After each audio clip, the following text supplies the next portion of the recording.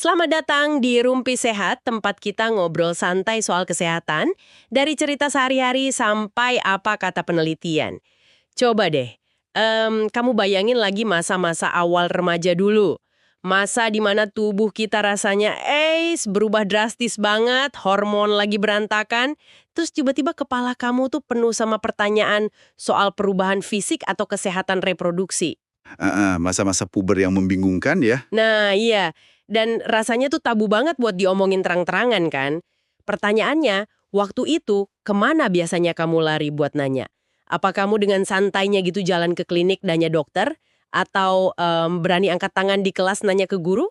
Realitanya sih, dan aku yakin kamu yang lagi dengerin juga bakal setuju, kita jarang banget nyari jawaban ke figur-figur otoritas itu.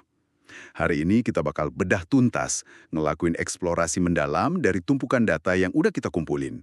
Ada laporan survei kesehatan, riset demografi anak muda di rentang usia 13-24 tahun di Indonesia. Dan datanya pasti valid banget kan buat ngejawab fenomena ini? Betul. Dan dari ribuan responden anak muda ini, datanya itu ngonfirmasi kecurigaan kita selama ini.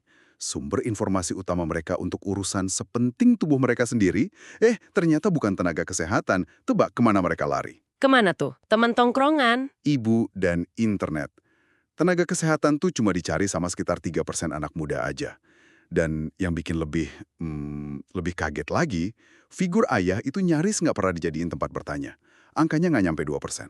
Astaga, nyaris nggak ada ya. Waktu aku baca datanya tuh bener-bener kaget lihat angka buat figur ayah sekecil itu. Ini kayak nunjukin banget konstruksi sosial kita, di mana urusan kesehatan reproduksi itu masih dianggap murni urusan domestik, dan spesifiknya urusan perempuan. Iya, dibebankan ke ibu semua. Bener. Makanya misi obrolan kita kali ini lumayan ambisius. Kita mau membongkar realita pemahaman kesehatan reproduksi anak muda di Indonesia, gimana sih soal hak-hak mereka, dan kenapa banyak banget plot twist dalam cara mereka nyari bantuan medis. Sepakat. Dan kalau kita mau membedah masalah ini, kita harus mulai dari penggunaan layanannya dulu. Dari semua data, ternyata secara keseluruhan cuma sekitar 40% anak muda yang benar-benar pernah mengakses layanan kesehatan reproduksi dalam setahun terakhir. 40%? Berarti sisanya lumayan banyak dong yang nggak dapat akses. Datang periksa karena sakit aja, tapi termasuk hal dasar kayak ikut edukasi di puskesmas atau sekedar nanya-nanya konsultasi. Artinya, ada 60% anak muda yang jalan dalam gelap tanpa panduan medis yang benar. 60% itu gede banget loh. Sebenarnya, seberapa paham sih anak muda kita soal tubuh mereka sendiri? Penasaran aku, soalnya kan mereka banyakan nyari di internet ya. Pemahamannya masih sangat timpang, terutama pada laki-laki. Misalnya pas ditanya soal kontrasepsi, rata-rata anak laki-laki itu cuma tahu soal kondom. Titik. Udah itu aja. Kalau yang perempuan beda. Beda. Perempuan lebih banyak tahu pil KB atau suntik.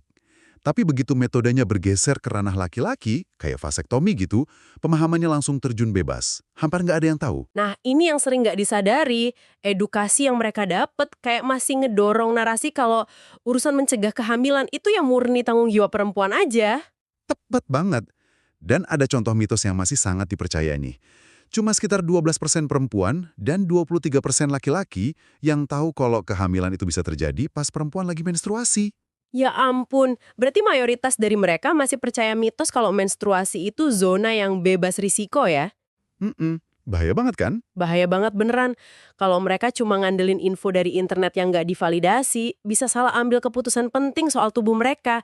Bayangin aja risiko kehamilan yang nggak direncanakan atau infeksi menular gitu. Betul. Dan ketimpangan pemahaman ini juga merembet ke isu kesadaran hak mereka. Kalau kita ngomongin hak reproduksi, perempuan tuh jauh lebih sadar akan hak-hak mereka dibandingin laki-laki. Hak yang kayak gimana tuh contohnya? Mulai dari hak atas privasi, hak dapat layanan kesehatan yang aman, sampai hak persetujuan atau konsen dalam konteks pernikahan. Di semua poin ini, perempuan selalu mendominasi angkanya. Iya, ini bukti kalau edukasi ke perempuan mungkin udah mulai jalan dan kerasa hasilnya. Tapi yang laki-laki malah ketinggalan dan perlu banget diajak ngobrol lebih intens. Soalnya kalau cuma satu pihak yang sadar konsen, bisa gawat ntar pas udah di hubungan yang real. Bener banget. Nah, ngelanjutin soal pola perilaku anak muda ini, ada satu plot twist terbesar dari temuan kita. Sebuah paradoks usia. Wah, paradoks usia gimana tuh maksudnya? Logikanya gini, Makin dewasa orang, katakanlah di usia 20-24 tahun, harusnya makin pinter dan makin sering pakai layanan kesehatan dibanding anak usia 10-14 tahun kan? Ya pastilah, anak kuliahan atau yang udah mulai kerja kan harusnya lebih melek literasi kesehatan. Tapi datanya justru kebalikannya. Anak yang lebih tua justru lebih jarang menggunakan layanan kesehatan reproduksi. Grafiknya tuh malah turun seiring bertambahnya usia mereka. Kok bisa kebalik gitu? Harusnya kan makin gede makin sadar buat periksa ke klinik atau dokter ya. Kenapa anak kuliahan malah jarang periksa? Ini kaitannya erat sama stigma dan kecenderungan merasa udah bisa mengurus diri sendiri. Semakin dewasa mereka tuh makin takut dihakimi sama petugas kesehatan atau masyarakat. Oh, takut dijudge ya. Buat kamu yang lagi dengerin, pasti paham deh rasanya sungkan datang ke klinik karena takut ditanya macem-macem. Nah, iya. Anak awal belasan tahun itu kan datang ke puskesmas biasanya karena diantar orang tua atau ada program dari sekolah.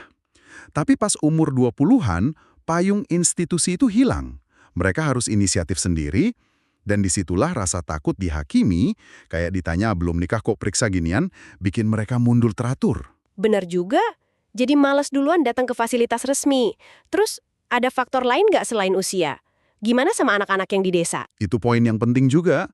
Awalnya emang kelihatan anak kota lebih banyak akses layanan daripada anak desa. Kesannya kayak anak desa kurang peduli gitu kan? Biasanya kan asumsinya gitu, literasinya kurang. Tapi ternyata, begitu faktor ketersediaan fasilitas diperhitungkan dalam analisis, perbedaan antara kota dan desa itu hilang sama sekali. Artinya, anak desa tuh bukannya nggak mau periksa, tapi fasilitasnya yang emang nggak ada atau susah banget dijangkau dari rumah mereka. Menarik juga ya. Jadi ini murni masalah infrastruktur, bukan karena anak desanya yang kolot atau nggak peduli. Terus, dari semua realita ini, apa yang sebenarnya harus berubah di masyarakat kita? Ada 3 solusi praktis yang bisa ditarik. Pertama, kita butuh layanan yang benar-benar ramah anak muda. Klinik dan tenaga kesehatan tuh nggak boleh menghakimi. Pengetahuan aja nggak cukup kalau tempatnya nggak bikin nyaman dan aman buat mereka curhat. Setuju. Nakesnya harus lebih banyak empati daripada interogasi moral ya. Terus yang kedua, Karena anak muda larinya ke media sosial, kita harus banjiri internet sama info yang benar. Konten kreator kesehatan dan tenaga medis harus aktif bikin konten yang akurat dan gampang dimengerti, biar bisa ngelawan hoax di algoritma mereka. harus ikut main di ruang digital ya. Dan yang ketiga, ini pasti soal orang tua kan? Betul. Dukungan orang tua, terutama ayah. Karena selama ini ibu yang jadi tumpuan utama, orang tua secara umum butuh dibekali cara ngobrolin seksualitas yang nggak kaku. Dan para ayah harus mulai ambil peran aktif. Jangan cuma diserahin ke ibu aja urusan begini. Bener banget, jadi obrolan di meja makan tuh harus lebih terbuka ya. Kesimpulannya sih, punya pengetahuan emang penting. Tapi punya jaringan dukungan atau support system yang tidak menghakimi itu jauh lebih penting. Biar anak muda berani ngambil keputusan kesehatan yang tepat buat diri mereka. Coba deh kamu bayangin, seandainya dulu waktu kamu masih remaja, kamu punya satu tempat atau satu orang dewasa yang bisa kamu tanya apa aja tanpa takut dimarahi atau dihakimi, seberapa beda sih keputusan-keputusan kesehatan yang mungkin kamu buat saat itu? Nah, mungkin sekarang saatnya kita yang ciptain ruang aman itu buat orang-orang di sekitar kita. Setuju banget. Perubahannya mulai dari kita. Sampai jumpa di obrolan Rumpi Sehat berikutnya. Stay healthy dan jangan lupa dengerin tubuh kamu.